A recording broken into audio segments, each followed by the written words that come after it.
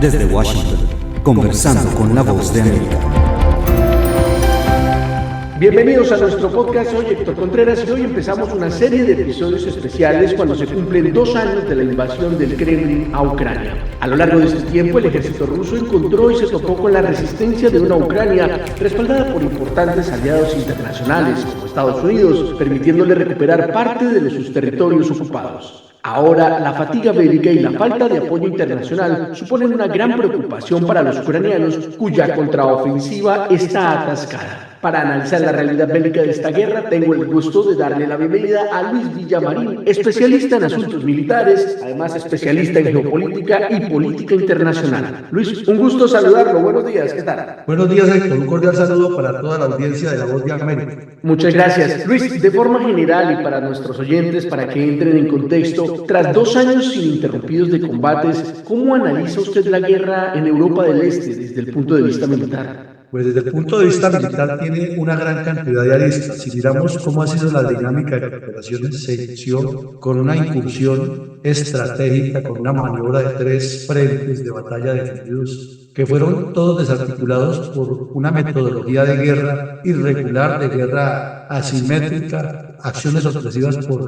parte de las fuerzas ucranianas que no tenían la capacidad de hacer un enfrentamiento frontal. Luego la guerra viró a enfocarse en el Donbass, en el oriente, y posteriormente a enfocarse en Crimea. Pero en medio de esto ha habido una andanada de misiles y de ataques de fuerza aérea impresionantes, un sacrificio de tropas terrestres por parte de las dos fuerzas que nos recuerda a la época de la guerra de la Primera Guerra Mundial, y una tensión internacional con la amenaza de Rusia de utilizar armas nucleares. También la demostración de que el poderío que aparentaba tener Rusia en otros aspectos técnicos y tecnológicos de la guerra no era tanto, pero sí un ataque destructor y aterrador contra la población civil y contra las fuerzas ucranianas, con una cantidad de dimes y diretes que siempre estará por aclararse.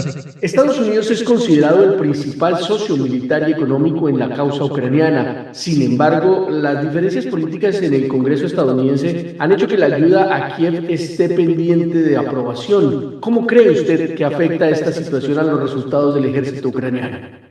Pues lo afecta mucho en la parte operacional y sobre todo en lo que se llama la logística, las necesidades y las disponibilidades de la logística para suplir las unidades de primera línea, porque naturalmente el apoyo de Estados Unidos es más fluido y en mayor cantidad, pero al mismo tiempo está forzando a la Unión Europea y a la OTAN específicamente a pensar en que su propia defensa tienen que hacerla ellos. Infortunadamente le están dando parte de la razón al señor Trump, pero los ha obligado a reaccionar, y lo que más llama la atención de todo este ejercicio es que Alemania volvió a asumir una posición frente a la movilización nacional y frente a los recursos de la guerra, que en el futuro puede ser impredecible. ¿Hasta dónde usted cree que podría llegar el ejército ucraniano sin una ayuda militar fuerte de Estados Unidos?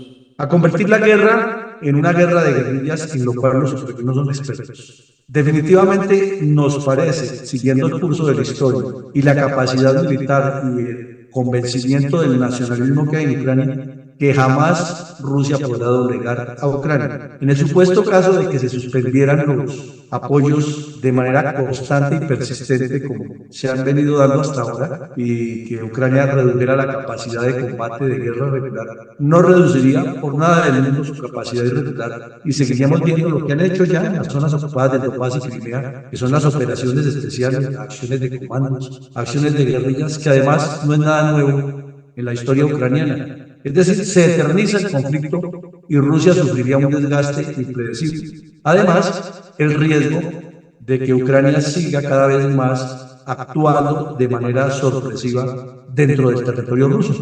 En medio de las sanciones impuestas por varios países a Rusia, ¿podrá el gobierno del presidente Vladimir Putin sostener los altos costos que genera un enfrentamiento militar? Pues a juzgar por los hechos, hasta el día de hoy los ha sostenido de manera muy hábil. ¿Por qué? Porque primero Rusia es muy grande y segundo tiene un poder geopolítico impresionante, que es el petróleo, el gas y los recursos minerales. Pero además cuenta con 2 cómplices muy poderosos, que son China y Corea del Norte, que ya han facilitado tanto el cruce con las armas como la compra de sus recursos naturales. Pero fuera de eso tiene un socio comercial que es dual con Occidente y con Rusia, que es India, que le ha comprado demasiado petróleo y le ha facilitado el funcionamiento. Pero también sumemos de que mientras Turquía juegue como a 5 cartas, porque Turquía juega a ser amigo de los musulmanes, juega a ser amigo de Irak, pero enemigo de los chiitas extremistas y de los sunitas extremistas, juega a ser amigo de la Unión Europea, juega a ser amigo de los que están en el Asia Menor y juega también a ser potencia regional. Entonces, con todo ese juego, Rusia le ha permitido tener un apoyo importante dentro de Turquía, que es miembro de la OTAN. Entonces eso facilita mucho el flujo. Y lo último que se destapó, que tienen unos bancos de tercer nivel y de segundo nivel que están lavando dinero que llega a Rusia tanto por el narcotráfico como por venta de armas, compra de armas o por la venta de petróleo y otros elementos que están ubicados en la antigua Chechenia y otras de las repúblicas de la Federación Rusa.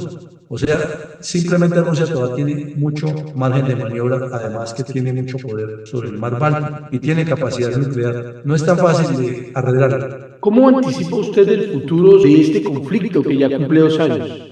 Infortunadamente tiende a dilatarse en el tiempo, a extenderse y ya se volvió una guerra de lo que se dice en términos de doctrina militar estadounidense, de atritio, un desgaste permanente de ambas fuerzas, un desgaste permanente de quienes apoyan geopolíticamente, económicamente, financieramente y una posibilidad para que China siga presionando a Estados Unidos en otros escenarios y a la vez para que Rusia demuestre que mientras tenga el maridaje con China puede complicar el mundo. Lo que pasa es que se está jugando con candela y cuando se juega con candela no se puede acercar mucho al combustible porque la situación es compleja y eso es lo que está sucediendo. Sí, yo creo que aquí hay un aspecto interesante que es resaltar que el problema de la corrupción interna que ha sufrido Ucrania con el mal manejo de los recursos que reciben, eso ha afectado la efectividad de las tropas en combate. En segunda medida, nos parece que el señor Volodymyr Zelensky ya se ha pasado de ser el líder que fue al principio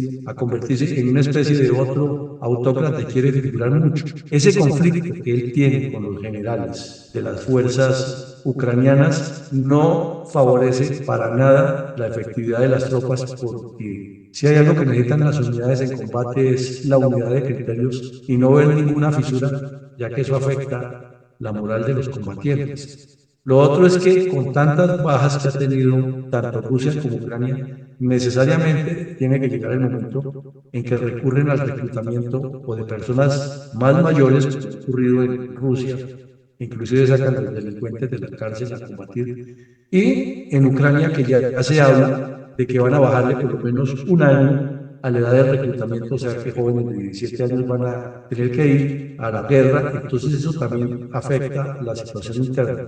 ¿De qué forma podría afectar el conflicto en el Oriente Medio al conflicto entre Rusia y Ucrania? Es que hay un actor importante que está jugando un papel fundamental en los dos escenarios, y es Irán. Entonces, Irán es quien dice qué hacer y qué no hacer en Gaza en este momento, por medio de Hamas. Pero también Irán ha venido apoyando muy fuertemente a Rusia con armas, con tecnología y con apoyo internacional en organismos multilaterales defendiendo la política rusa. Se dice que tiene muchos contactos con Corea del Norte, por medio de la cual también está dándole otro tipo de ayudas a Rusia. Se presume también que le ha ayudado a blanquear dinero con el tema de los hidrocarburos y otros elementos, y probablemente Rusia le ha entregado más tecnología nuclear a Irán. Entonces eso hace que la situación se exacerbe, porque las relaciones que fueron inicialmente tranquilas entre Rusia e Israel cuando comenzó la invasión a Ucrania se han ido deteriorando progresivamente, porque se sabe que Irán está apoyando a Rusia y que a la vez Irán apoya a Hamas. Entonces, donde Israel actúe con contundencia, por ejemplo, contra la fábrica de drones iraníes que están surtiendo a Rusia, puede afectar los intereses de inversiones que ya tenga Rusia sobre compras a futuro, y eso va a complicar más las cosas. Muchas gracias, Luis, por compartir estos conceptos con nosotros. No, con mucho gusto. A ustedes, estimados oyentes, gracias por su sintonía. Recuerden que de lunes a viernes podrán encontrar nuevas entrevistas en nuestro canal de YouTube, así como en las plataformas de podcast de Apple. Hasta nuestra próxima emisión.